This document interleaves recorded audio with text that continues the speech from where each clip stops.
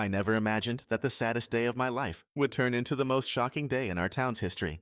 We were at my father's funeral. He wasn't just an ordinary man. He was Pastor Elias, the most respected man in the community, known for his fiery sermons on fidelity, family, and honor. The church was packed. White lilies covered the altar, and people were weeping in the pews, mourning the loss of the holy man. I was in the front row, holding my mother's hand. She looked so small and fragile in her black dress. We were the picture-perfect family from the photo on his desk. Or at least, that's what I thought until the church doors burst open with a bang right in the middle of the ceremony, and 3 people marched down the center aisle. The silence that fell over the room was so heavy I could hear my own heart pounding in my ears. To understand the weight of this moment, I need to explain who my father was. He traveled a lot. Mission trips, he'd say. Charity work in other states.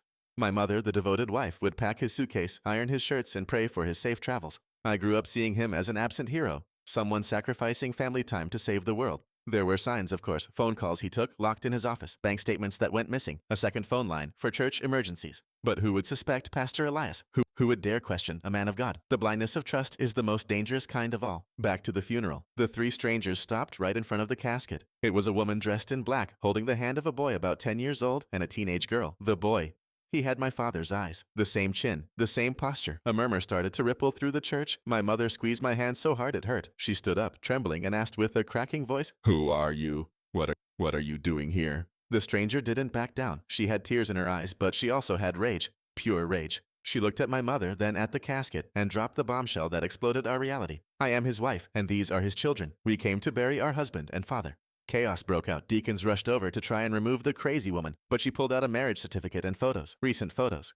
Christmases he claimed to be on missions in Africa, birthdays he missed with me to preach at retreats. He wasn't saving souls, he was living a complete double life just 2 hours away, in another town. 2 houses, 2 wives, 2 sets of kids. And the church's money, it funded it all. In that moment, the image of the saint crumbled. I looked at the casket and didn't feel grief. I felt disgust. My entire life had been a well-crafted lie. My mother collapsed onto the pew in shock.